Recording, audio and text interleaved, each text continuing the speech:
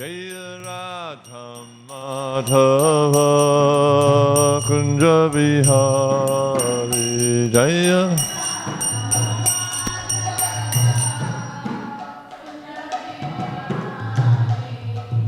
Gopi Jana Vallabha Girivarathari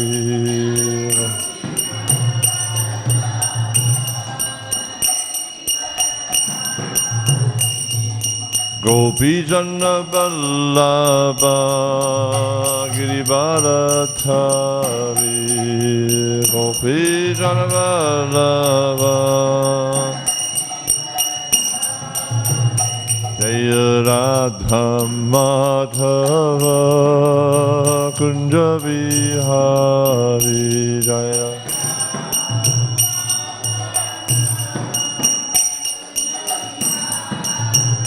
Jaya Radha Madhava Kunja Vihari Jaya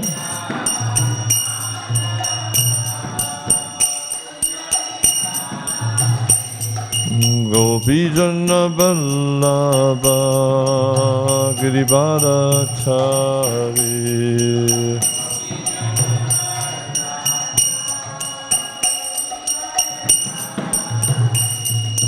Gopi Jana Vallabha Girivarathari Gopi Jana Vallabha Girivarathari Yashoda Nandana Braja Jana Ranjana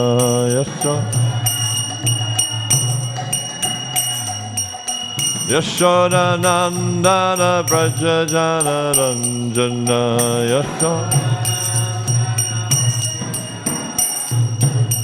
Yamuna Tira Vanachari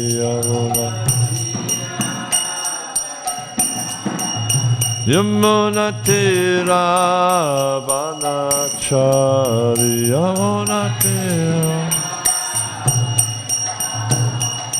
Jaya Radha Madhava Kunja Vihari Jaya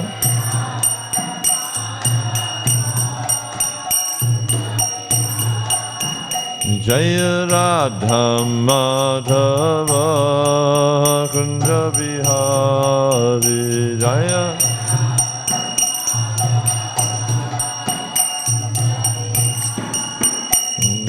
Gopi Jana Vallabha Girivarathari Gopi Jana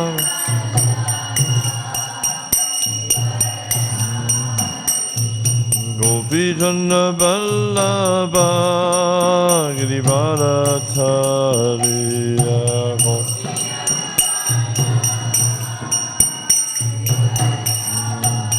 Yashoda Nandana Braja Jana Ranjana Yashoda Nandana Yashoda Nandana Braja Jana Ranjana Yashoda Nandana Yamuna Tira Vanachari Yamuna Tira Vanachari Give him Yamuna Tira Vanachari Yamuna Tira Vanachari Jaya Radha Madhava Kunja Vihari Jaya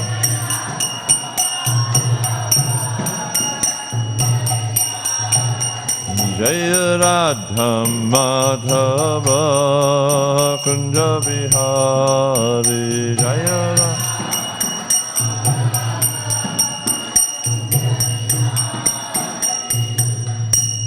Jaya Vishnu Vishnupad Paramahamsa Hari Vrajakacharya Asto Tarasasa Śrīmad Bhāgavatam Abhay Charana Navinda Bhaktivedanta Swami Srila Prabhupada Ki ISKCON BBT Founder-Acharya Save the whole world, Srila Prabhupada Ki.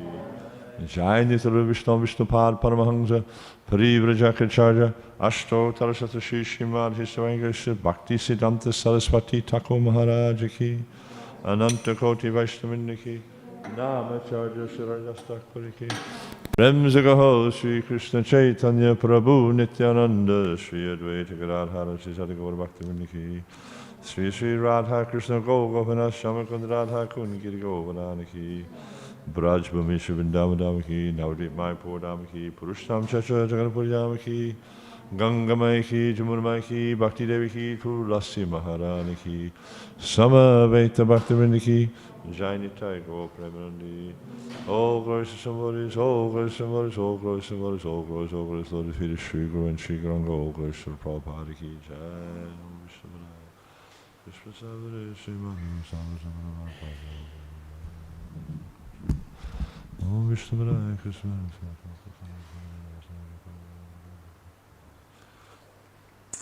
Om Namo Bhagavate Vasudevaya Om Namo Bhagavate Vasudevaya Om Namo Bhagavate Vasudevaya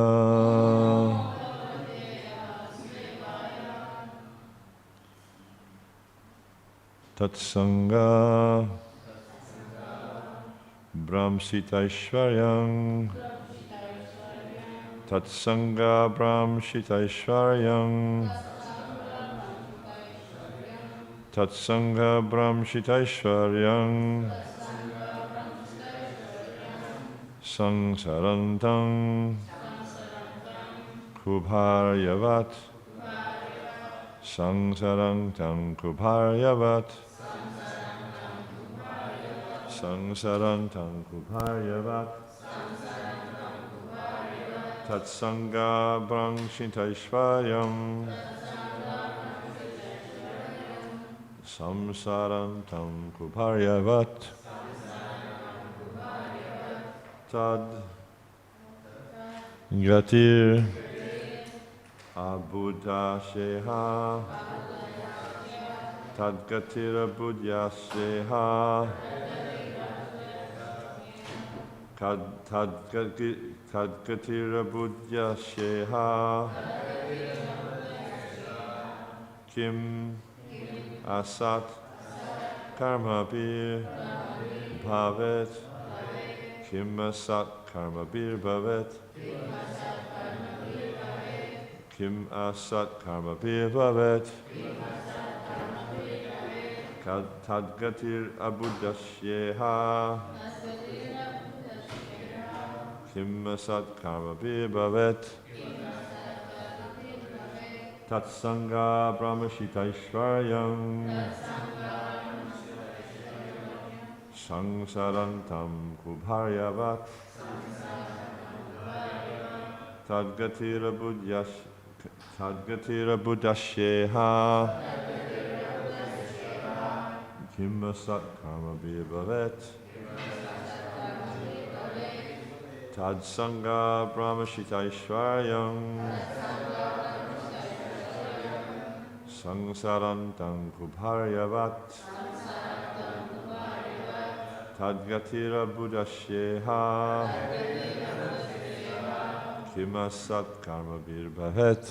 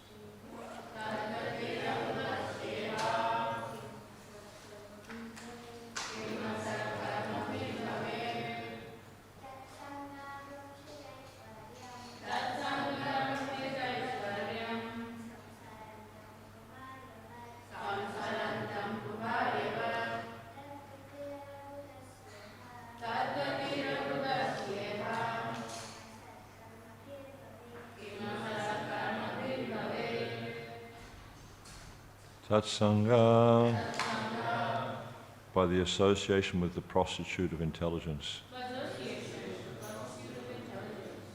Brahmshita, taken away.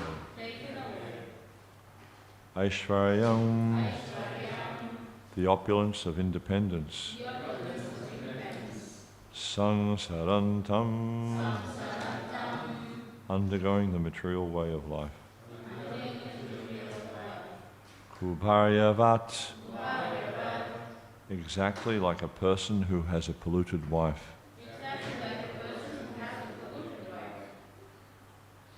Tadgati, the movements of the polluted intelligence.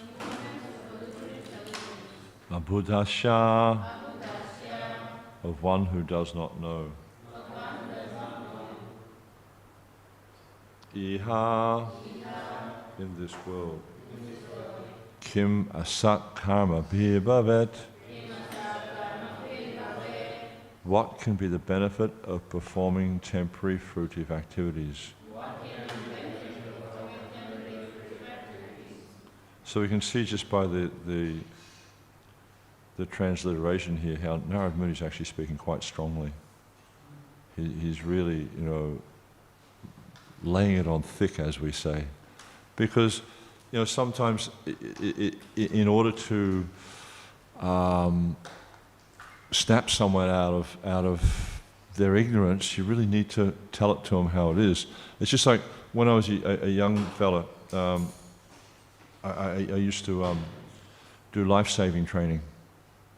I got the intermediate bar, intermediate star, all that sort of stuff, and which is kind of like especially focusing on in swimming pools and stuff. It's okay, and the idea is like sometimes when you're trying to save a drowning person because they panic and they don't actually think rationally, and so you might go up to save them, and they'll drown you in the process because they're just, what they do is they try to climb on top of things so they can get out of the water because they're panicking, because they're not comfortable being in the water. So what they do is that you come up and they grab you and they push you down, trying to get out of the water. And so then we were taught to actually use quite extreme measures. You come up behind them and you hit them to knock them out. That'd be the idea, or shock them. Yeah? Because it's either, if you don't do that, then they'll wind up drowning you. And we see, oftentimes in a situation where people are under pressure or under great stress, they act in ways which they normally wouldn't do. And so sometimes you need to shock people out of that ignorance. And that's what Narad Muni is talking about here. And we see there's many places in the Bhagavatam. In particular, there's one section about Prachanabhahishat, where Narad Muni is preaching to Prachanabhahishat, and then he tells this allegorical story about Puranjana and how Puranjana becomes a woman in his next life and all that sort of thing. And he's telling this story about a goat, like this goat with a big sort of beard, and how the goat becomes so attached to his wife and becomes controlled by his wife. And then at one point, Prachanabhahishat, because he's telling it in a very graphic and a very strong way. And at one point, Prachanabhahishat, he has this realization. He says, "Oh, I'm that goat." So this is why that Narad Muni sometimes he uses very strong language to try to snap people out of their ignorance. And you will see, the guru. Sometimes the word guru means heavy, and we find that sometimes the spiritual master has to speak to the disciple in a way that's very, very strong, in order to dissipate the ignorance, dissipate the illusion that we're all subjected to. And especially if the Guru sees the disciple has the capacity, then the Guru will oftentimes speak to the disciple in a very, very strong way, especially if they are covered by ignorance, as we see here. This is the point that Narad Muni is making. I'm sorry, I was only asked like 15 minutes ago to give class. I was expecting to sit down and be listening to a nice class from Prabhu and being enlightened, but here I am now in the situation where I have to speak. So I'm not even sure who he's speaking with here. I think it might be the Haryashvas, yeah? Yeah, the Haryashvas. So the idea here, actually what I'll do is I'll read Prabhupada's purport, then I'll continue the translation. Narad Muni had spoken of a man who is the husband of the prostitute. The Haryashvas understood this as follows. If one becomes the husband of a prostitute, he loses all independence. Similarly, if a living entity has polluted intelligence, he prolongs his materialistic life. Frustrated by material nature, he must follow the movements of the intelligence, which brings various conditions of happiness and distress. If one performs fruitive activities under such conditions, what will be the benefit? And ultimately, Narad Muni is saying there is no benefit in fruitive activities at all, because you just wind up being frustrated. But a really interesting analogy that's being used here, and I think something that's very relevant to this day and age, about, like if a man becomes the husband of a prostitute. And we can see that it's very common that people, young men, when they want to get married, they want to have the most beautiful wife. And the wife wants to have the most handsome, strong husband who can make lots of money so they can live a nice, comfortable life. So their whole perception, their whole kind of idea about happiness and enjoyment in this material world is based on material acquisition. If I have a beautiful wife, I'm going to be happy. But usually the notion of a beautiful wife in this day and age is someone who likes to flaunt all their wares. Essentially wearing very, very scanty clothes and very flirtatious, etc., and uses all the perfumes and the makeups and all this kind of stuff to make themselves look as attractive as possible to the opposite sex. Or they go to the gym and, I was kind of like, last week I was in Sydney and I was in the city just doing some, actually getting a new bag, and it's just, I was looking at the way the people were dressed, the ladies were dressed, and I was thinking that they're really unfortunate, because they're thinking that this is going to bring them happiness because they're flaunting their bodies to attract a man, but actually they're behaving just like a prostitute. And we see that people who have this kind of mentality, they're very flickering in their nature, as I can see in the past verse the previous verse that was being spoken about, is this unsteady nature. And so what happens is a man will get a woman who's like that, who's very, very attractive, and he's thinking he's got everything, he's got perfection, he's got the best, most beautiful wife. But then we actually see what happens in the majority of cases is these marriages end in divorce. And when the marriages break, then the person's hearts break also, because they've invested so much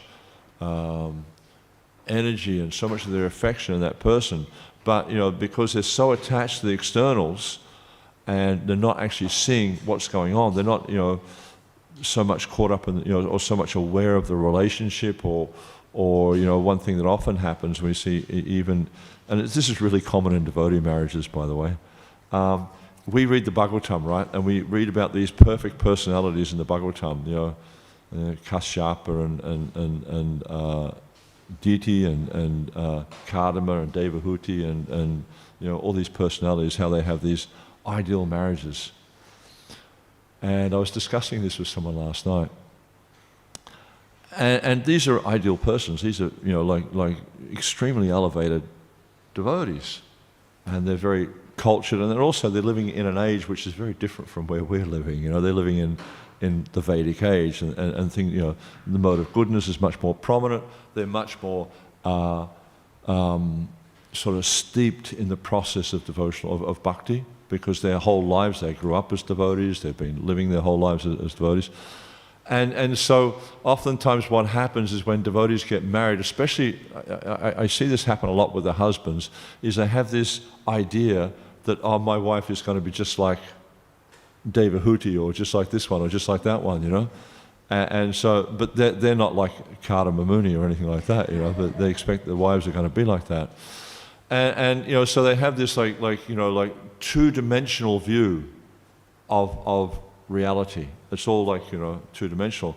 But then as I was mentioning this to this devotee I was talking to last night, okay, the Bhagavatam describes, what's going on, but what about what goes on behind closed doors? What about the relation, the conversations they have behind closed doors? What about the ins and outs of the relationship? The Bhagavatam tends to talk about, at least in my experience, more about their qualities and how they practice devotional service stuff. And sometimes you'll see there's a bit of discussion about relationships, but not so much. And in any kind of relationship, there needs to be conversation, there needs to be compromise, there needs to be so many aspects there, which when you see it is definitely it's touched on in the Bhagavatam, there's no doubt about that. But if we try to live our lives based on these great personalities in the Bhagavatam without becoming those great personalities, it's not going to work.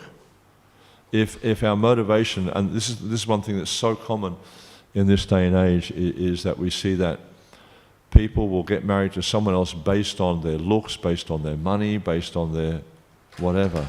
But they don't bother to take the time to find out how compatible I am with this person, to have before they get married, to have the conversation about, so many things, about likes and dislikes, about, raising children, about, all these types of things that go on in a relationship. So what happens then is when they get married and they, so you're locked into the contract, so to speak, then you start to find out what the person's really like. And then what happens down the track is you actually find out, oh, I don't really like this person, because your initial approach was based on externalities. And that's what's being talked about here, is how, if a man marries a prostitute, or a woman who behaves like a prostitute, or in the same way, if a woman marries a man who's got the same nature, then ultimately they're going to be dissatisfied. This is why it's really important, for us to cultivate the process of bhakti, even though we may have a mind which is very flickering.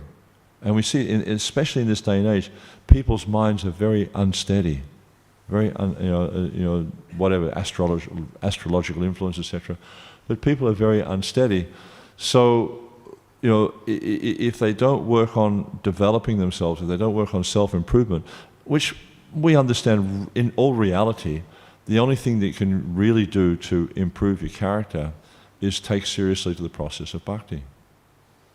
Because I remember years ago hearing the phrase, I'm not exactly sure where it's from, but there's no material solutions to material problems, there's only spiritual solutions. Because you can see, you take anything in this material world that's going on, motor cars, technology, etc., etc. Most of these things have been invented to solve a problem, isn't it? Like computers, they've been invented to solve problems. They've been, like cars, they've been invented so we can get from one place to the other more quickly. But if you take the time to analyze the situation, okay, take one thing like the car, right? It was invented so people could go from one place to the other more quickly, right? How much misery has come as a result of cars? They had this little bit of misery, it took them a long time to get from one place to another. Now we find, just in a country like Australia, I don't know what the toll is now, but it used to be around about 5,000 people a year were killed on the roads, not to mention how many people each year are maimed and disfigured. In India, it's 100,000 people a year are killed on the roads, not to mention how many people are maimed and disfigured. I mean, sometimes, when you have various health issues, at least myself, when you have various health issues, what I do is I go to the emergency ward. And then as you're walking into the emergency ward, they've got all these pictures of people who were maimed or disfigured in automobile accidents. This is up in Wollongbar, at least, on the wall in the emergency room, so you can kind of, it gives you a bit of a, it's a little bit like the way Narada Muni is preaching here. It's like shock tactics, to shock you into understanding, it's a dangerous place out there. But also it just helps you to see that, these material solutions, they don't really solve the problem. They just shift it to something else. The problem's there, but it just gets shifted. And oftentimes we find it becomes amplified because we're trying to solve this difficult situation with a material solution. But if we take to a spiritual solution, then actually what happens is rather than necessarily the problem changing, our mentality changes. And rather than trying to fix the situation, we learn to tolerate the situation. And this is one of the things that Arjuna is taught by Krishna in the beginning of the Gita, because Arjuna is really, stressed out because he's going to have to kill, Drona, Bhishma, and all these dearly beloved persons. And what does Krishna tell him to do? Tangsta tikshasha bharata. You tolerate these things without being disturbed, because the fact of it is like there's happiness and distress. That is the nature of this material world. It's the world of duality. We need to understand that there is going to be happiness, there is going to be distress. Just tolerate these things. And Krishna, he gives the analogy, he says it's just like the appearance and disappearance of summer and winter seasons. Just like, I notice most of you just have t-shirts or shirts on. I've got a woolen top on because I'm feeling cold. So it's just sense perception. My senses perceive it differently from your senses. Prabhu's sitting here with a chadar on, I'd be quite cold if I was sitting here like that. But it's just sense perception, that's all it is. And because you have a particular set of senses, then you perceive things in a particular way. I have a different set of senses. We all have different senses. And so we all perceive things, experience things, and respond to things in a different way. But the process of bhakti helps us to understand how everything in this world is indeed temporary. And therefore, we need to tolerate these things, understanding that it's going to pass. And of course, I find that as I get older, it becomes a bit easier to see things like that. When you're young, it's like I remember when I was 20s, I wanted everything and I wanted it right now. I didn't want to wait till tomorrow, I wanted it now. And so this is the mode of passion. Mode of passion is very prominent when you're younger. And as you get older, I'm not sure whether I'm gliding down into ignorance or I'm moving towards goodness, but I know I'm not so much in passion. Yeah?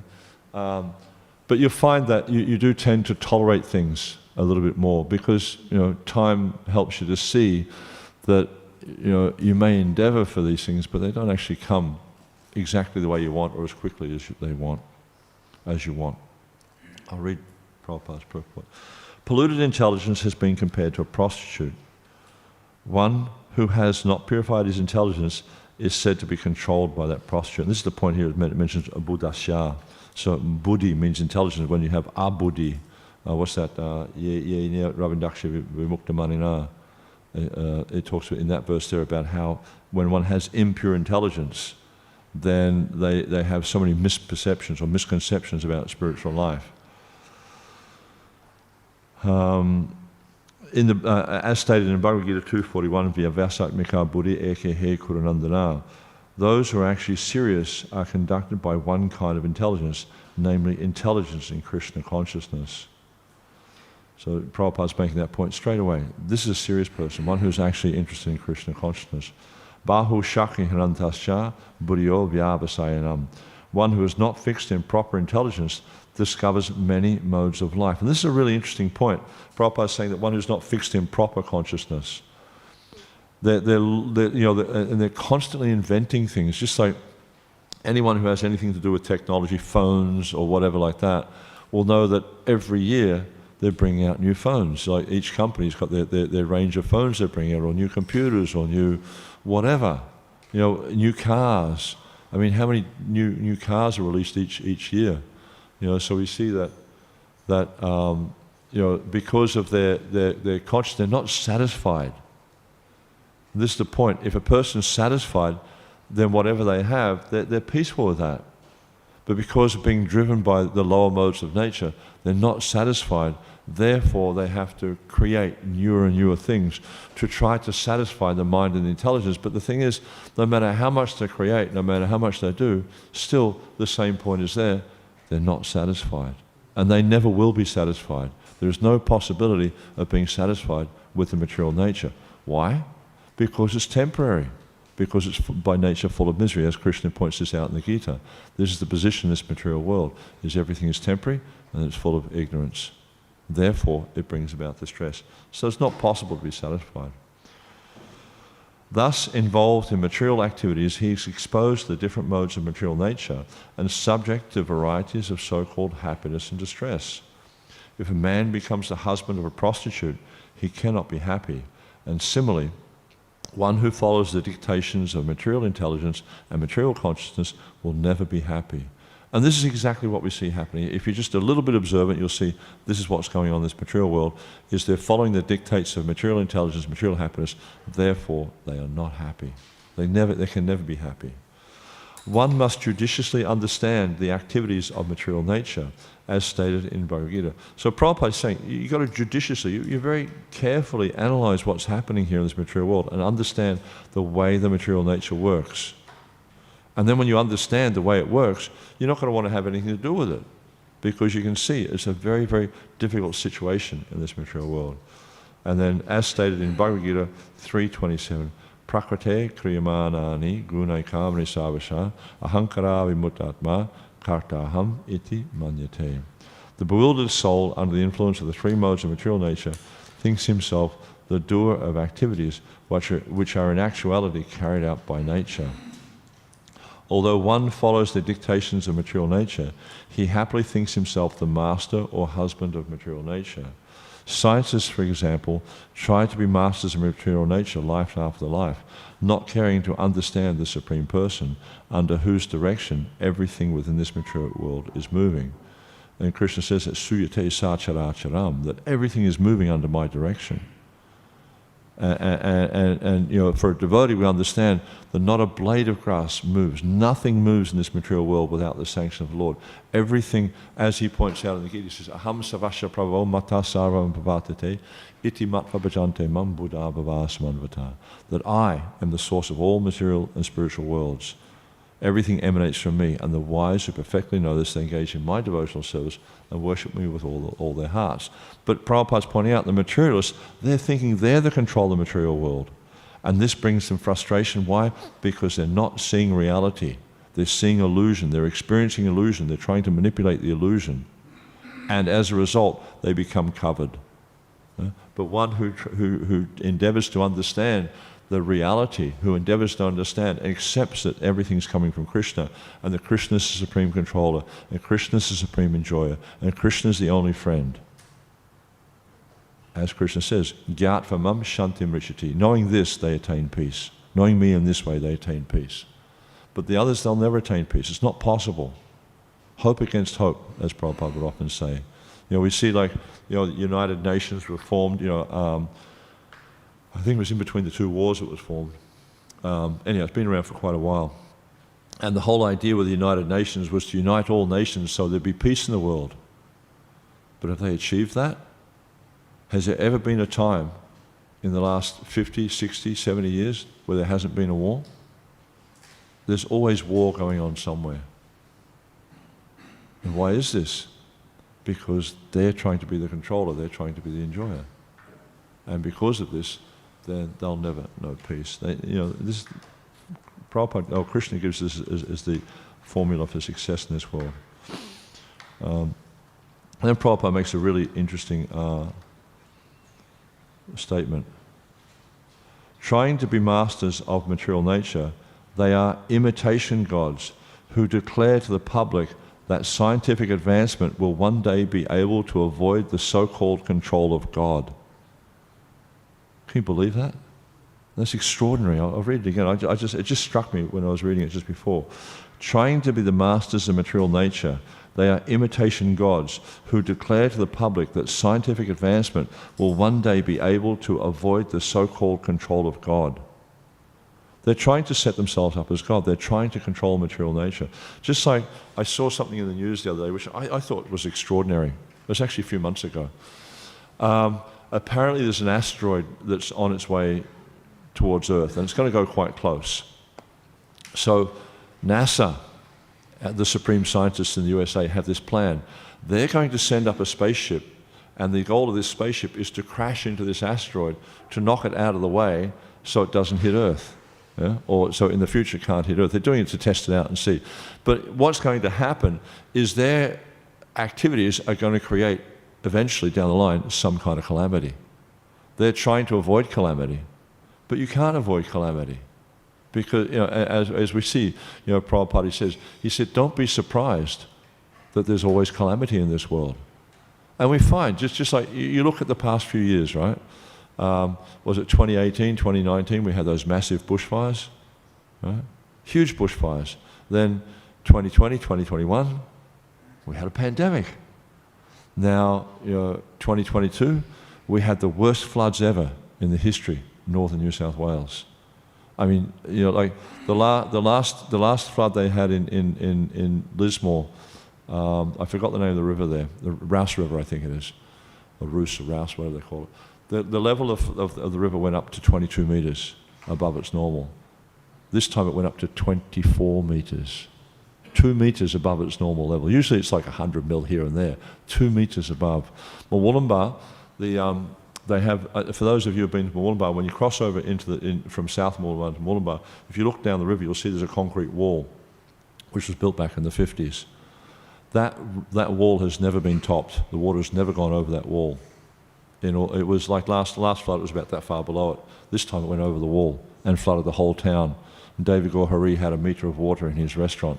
And some of the devotees had, like Gokul and Vilas Mataji have got an apartment building they own in town. There was 2 metres in the ground floor of that apartment building. So we can see there's constant calamity. What's next? Now there's a war going on in Ukraine. And hundreds of thousands of people are being either killed or injured or displaced. Millions of people, I can't remember what it was, but millions of people are being displaced. 4 or 5 million people have been displaced. They left their homes. And you can see pictures of it. The towns are just devastated. It's just incredible what's going on. But that's just what's happening in this material world. It's just one calamity after the next, after the next, after the next. And the more we try to manipulate the material energy, the more we try to control the material energy, the more we'll be dominated by the material energy. But the more we surrender to Krishna, the less the material energy is going to affect us. And this is the only solution. But the materialistic scientists, thinking they're God, thinking they can overcome the control of God, they try to avoid it. And as a result, what happens is they rain calamity down on the population. And it just falls like rain, everywhere, indiscriminately. Because they're denying the existence of God, they're denying the control of God, and trying to be God themselves. In fact, however, the living being, unable to control the rulings of God, is forced to associate with a prostitute of polluted intelligence and accept various material bodies. As stated in Bhagavad Gita 13:22, Purusha prakriti stohi bhunkti prakriti jangunam karanam guna sangosya sad asad yoni janmasu. The living entity in the material nature thus follows the ways of life, enjoying the 3 modes of nature. This is due to his association with that material nature. Thus he meets with good and evil amongst various species. If one fully engages in temporary fruitive activities and does not solve his real problems, solve this real problem, what profit will he gain? So Prabhupada here, with this verse from the Bhagavad Gita, is really summing up this whole purport, and also the Haryashva's assessment of Narad Muni's instructions, is that if we try to exploit material nature, if we try to follow these materialistic ways of life, then what happens is this sad asad yoni janmasu, is we take various auspicious and inauspicious births, and as a result we're forced to enjoy the reactions of material life. Because you have different choices to make, but if one tries to be the controller and the enjoyer, then material nature facilitates that. But along with being the controller and enjoyer, you also have to take the reactions for those activities.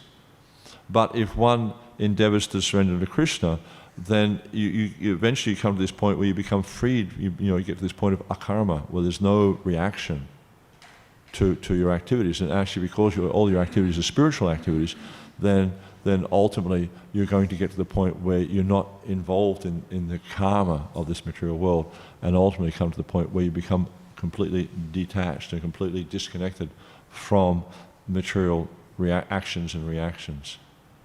So this is the one. It's not the ultimate point. Obviously, the ultimate point is to develop pure love for Krishna. But this is one of the results of practicing bhakti, is that we become aloof, we become detached from material nature.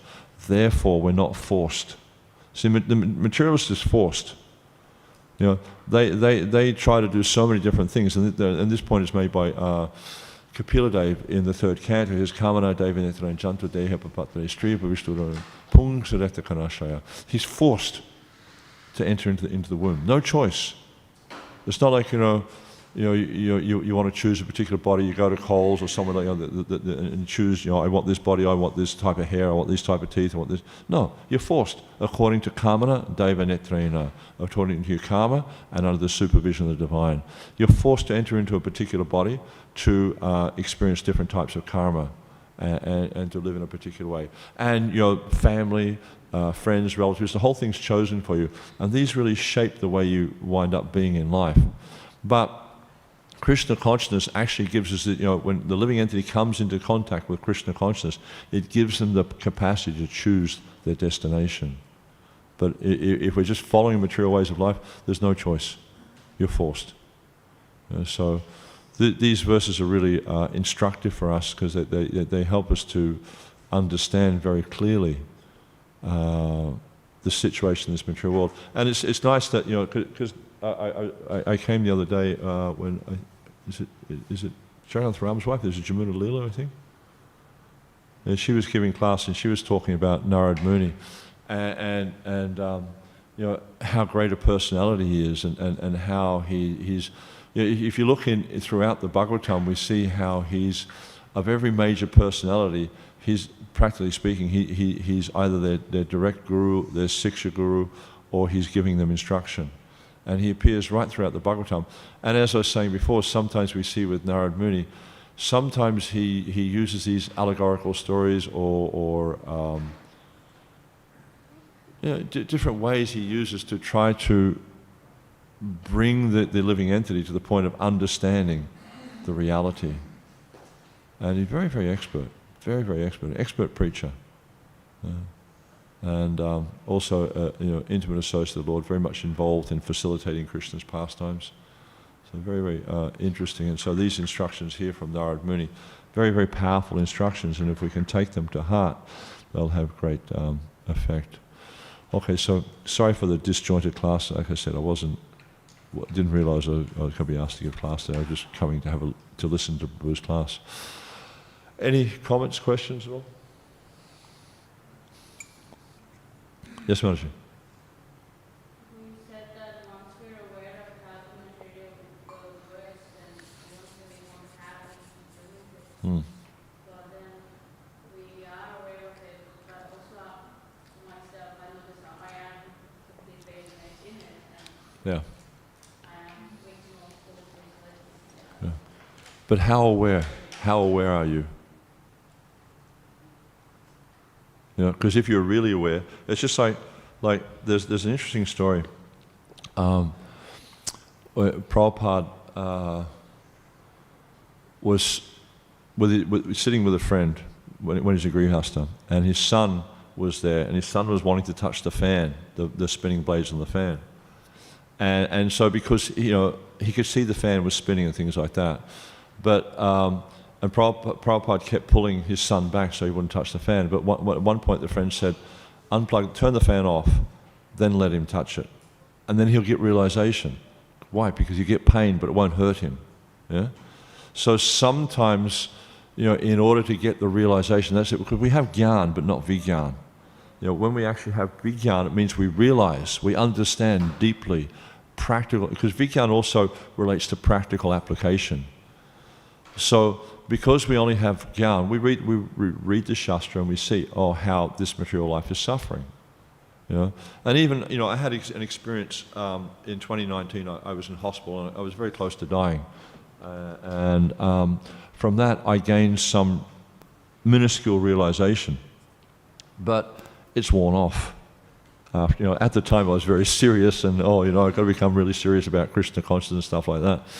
But after some time, because the realization wasn't that deep, and maybe I didn't work seriously enough on trying to deepen the realization, it wears off, and then we start thinking, I'm actually enjoying this material world. It's a good, huh? Yeah, but you also think you can enjoy. You actually think, because this notion of being the controller and enjoyer, this artificial idea of being the controller and the enjoyer in the material world goes very deep. It's coming from lifetimes of countless lifetimes of being in this material world and trying to control and trying to enjoy. And the way the material nature works is she covers over our intelligence, and we're thinking, okay, it didn't work this time, but next time it will. And we keep going like that. We think next time, okay, maybe my children didn't work out, this child's not so good, but I'll have another child, and that one will be better. Or maybe this marriage didn't work out, this husband, no good, but let me get another husband. This one will be better. I'll pick the right one this time. And you've got people who are going through their lives that, some of these famous personalities in Hollywood and different places, they've had more husbands or wives than you can count. But they're still not happy. And it's just foolishness. But so at least for us as devotees, we should start to reflect on these things and contemplate these things deeply. And this is why it's important to read, but not just read. It's not like read and see how many pages you can get through in a day. What do you understand about what you're reading? It's good to reflect very deeply, and even I have this study process where what I do is I read the verses and look at what's Srila Prabhupada telling me here, what's Krishna telling me here, and then what do I need to work on myself. Every verse is not, you're not going to get this information from every verse, but what's going on here in this pastime that I can apply in my life. What prayers do I need to be offering? What should I be thankful for? Reflect on all these things. It's good to read, but in the morning and night I just read, but it's not a study thing. But then to sit down and study the books and go very deep in the books, because when you engage with the book, and this is the point, it's not just about flicking pages and I read 20 slokas today. It's about engaging with the book, engaging with the philosophy, and internalizing it, so it actually becomes part of your existence. And so that's why it's important to regularly read, to study, but also to reflect deeply on what we're learning here and look at ourselves and think, okay, what is it that I'm not doing in my life that I can improve by understanding this point? Because the fact that we're here in the material world means that we've got shortcomings. But we're very fortunate that by the mercy of Srila Prabhupada and the Vaishnavas and the Supreme Personality of Godhead, we've come into contact with the process of devotional service. So, you just have to apply yourself and try to deepen the realizations. Yes? You're not going to ask me a difficult question, are you?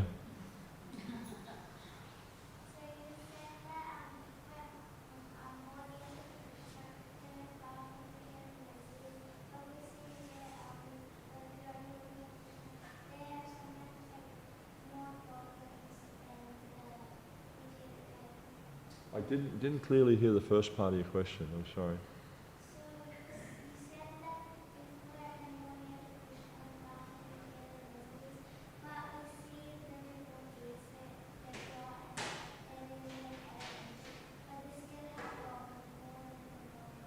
Yeah. It's interesting you asked that. I was listening to Prabhupada giving class on Bhagavad Gita yesterday at Dr. Mishra's Yoga Society. And he was talking about the difference between devotees and non-devotees when it comes to death. And it was a similar kind of a point. So the thing is, it's like for a devotee, when death comes, and we see this so often, is devotees aren't fearful of death, because what they see is that when they die, they're going to go back to the spiritual world. They're going to go back to Krishna. So for them, it's not a fearful situation. But for the materialist, because what's happening is all my plans are going to be thwarted. All my plans are going to come to an end. Prabhupada talks about that person who had cerebral thrombosis, and they was asking the doctor for just a few more years. Why? So I can realize my plans. So in the same way, like devotees, they have calamities approaching them. I was reflecting on this morning, actually, because we see that in the lives of great devotees, we see that there's so many calamities. Look at the Pandavas. They had so many calamities happen. And Kunti, that she's got that Vipata Shantata Shashvat Tattva Bhavato Dashnam Apuna Bhavadashnam. She's saying, let the calamities come again and again. I mean, of course, I never pray like that. I was just saying, please let the calamities go away. But Kunti, because she's an elevated soul, and actually Prabhupada says she's our Acharya. She's a very, very elevated devotee. And she's praying that let the calamities come again and again. And then she says, why? Because when the calamities come, we think of you. And when we think of you, we no longer fear repeated birth and death.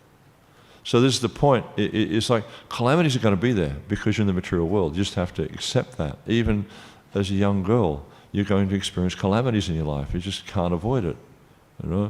Like dearly beloved ones are going to die. You're going to fall off your bike and scrape your elbow, and all different types of stuff. From varying degrees to really, really major things to small things. But the point is, or the focus should be, is okay, these calamities are happening, but how can I remember Krishna in this situation? How can I use this as an impetus to become deeper in my Krishna consciousness?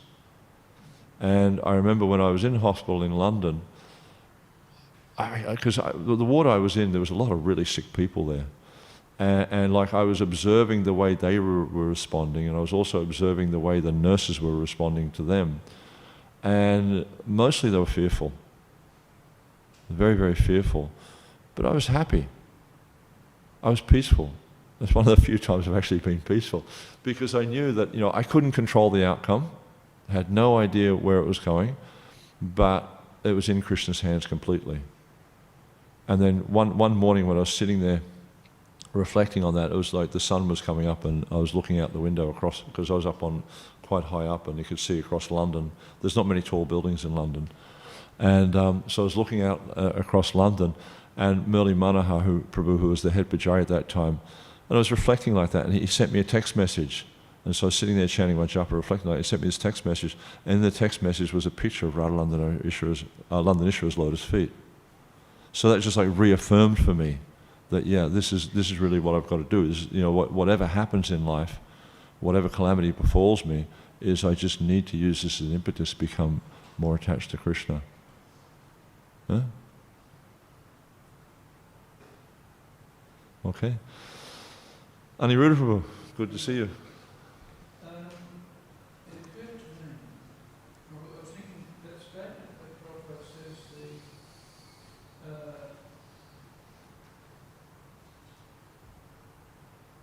imitation of God. That's a good one, isn't it?